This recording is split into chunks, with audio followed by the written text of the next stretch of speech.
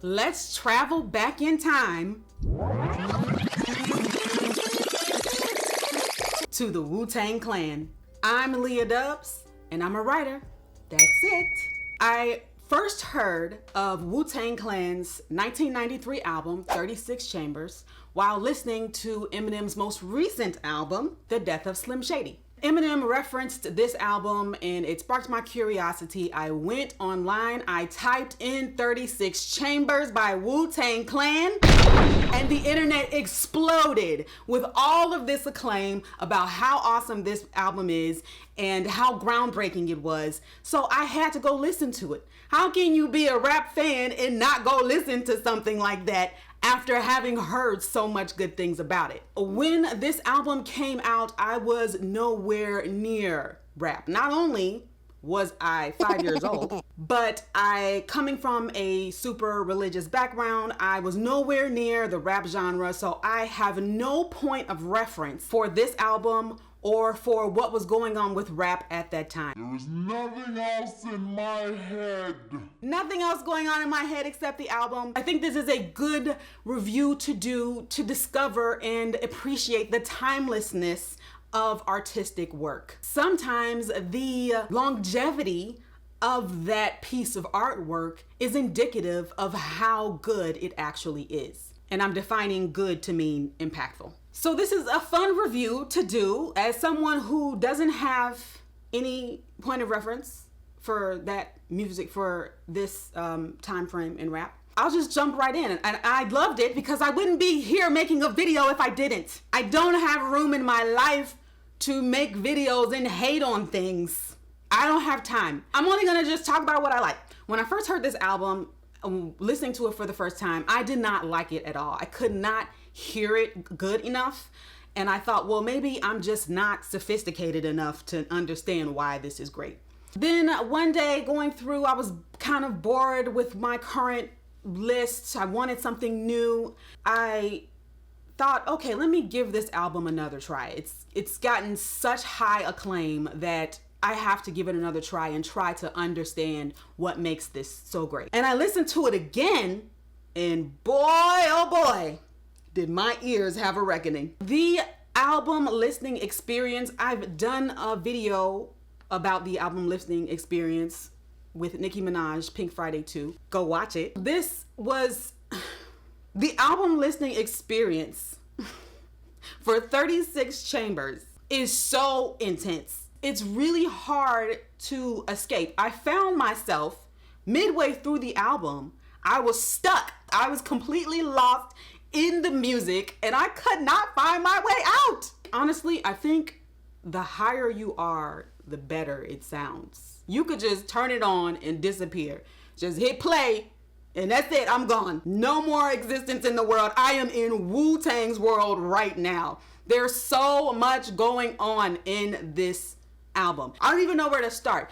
The kung fu background sounds, there's heavy breathing, there's so many people. There's another repeating, it's crooked sounding piano. Everything sounds super close. It's so intense. It is a gangster attack on your ear, okay? This album sounds like there's just a bunch of dudes piling in. I don't even know where they are. I'm listening to the album. Sometimes I'm like, where are they? Are they in a studio? Are they outside? It is the end of a fireworks show, except for the entire album. And somehow, with all of that madness, I think they even used the word ruckus. I love the word ruckus for this album. With all that madness, it is so beautiful and it's so musical. It's very heavily grounded in that boom bap New York sound. I'm listening to it and I'm bobbing against my will. You cannot bob, okay? I personally love the New York sound. I think it is superior, okay? I said what I said. It's so heavily grounded in that New York sound that it is very easy to get lost in this music. Lost in a good way, in a funhouse mirror kind of way. Now see, imagine that, funhouse mirror and higher and higher and higher. I'm gonna pick through some of my favorite songs on the album because I like doing that. There are parts of the album that slow down, which kind of give you a little second to breathe before that gangster assault comes back down on your ear. So on Can It Be So Simple and Cream, I do like this slowing down of the album. And in both songs, the artist, I don't know who is rap. It's so many people. I don't know who these people are that are rapping on it. Method Man, that's the only one I know. I'm sorry. I should be ashamed, but I am not. In both of these songs, they are rapping about their experiences, and I don't know if this album and this group was the first people to do this, but they're really outlining their stories and the struggles in the Black community. And to me, it is a beautiful tribute to rap and to how this genre of music has created so many opportunities for Black Americans to express themselves artistically. And in that expression, they're able to relieve some of their stress, to relieve some of their pain, and in some cases, even provide for their family members and contribute African American culture to the rest of the world. I always like songs like that. You don't get it so much now because a lot more people are coming from better backgrounds, but just as a way to understand the genre and understand what it does for the community and why it's such a big part of African American culture, it's great music. I also like Clan in the Front, Woo on the Back, Woo, Woo, Woo. This song is a good example of what I'm describing. It's so grounded in that heavy New York style. As a listener, this is just me. Once I've found myself grounded in that style and I'm now bopping my head, now I'm vibing, then you can actually start to appreciate everything that comes in on top of it. The changes in directions, the various different artists coming in, the tones, everything just comes together and it really sounds like such a great rap symphony. Another song that I really liked on there was Method Man. That's probably my favorite song. The way he spits. Okay, it was beautiful sounding rapping. At some point, I wasn't even sure if he was rapping or singing. I mean, I know he was rapping, but it was hard to distinguish between rap and song because he flowed so beautifully over the music. I also really like to hear him breathing through his teeth, oddly. It just works.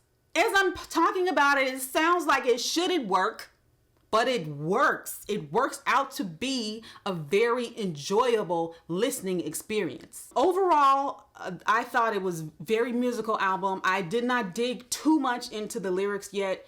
I still feel like there's a lot more to uncover. I feel like this is an album I could listen to 10 times and continue to get more and more out of it. It's crazy that I can listen to an album in 1993 and be blown away by it in 2024. And granted, I don't have a whole lot under my belt, but I'm a good listener and I was highly entertained by it. I want to start a conversation in the comment section. Let's talk about Wu-Tang. Who's the favorite person? I think it's like 10 of them. It's so many people. But who are your favorite MCs in this group? What do you think about them? What is their legacy? Those who have a lot of background knowledge on rap off the beaten path, let me know, how did I do on my review of Wu-Tang Clan's 36 Chambers. I tried not to let the internet tell me why it was great, and I tried to find something out of it for myself as a person who, consumes a lot of music and loves it and really tries to find the art behind it. Maybe I oversimplified it because it's so much more than I could have even imagined. Which would be crazy. If you made it this far, thank you so much for watching, and I'll see you next time. Bye-bye and namaste.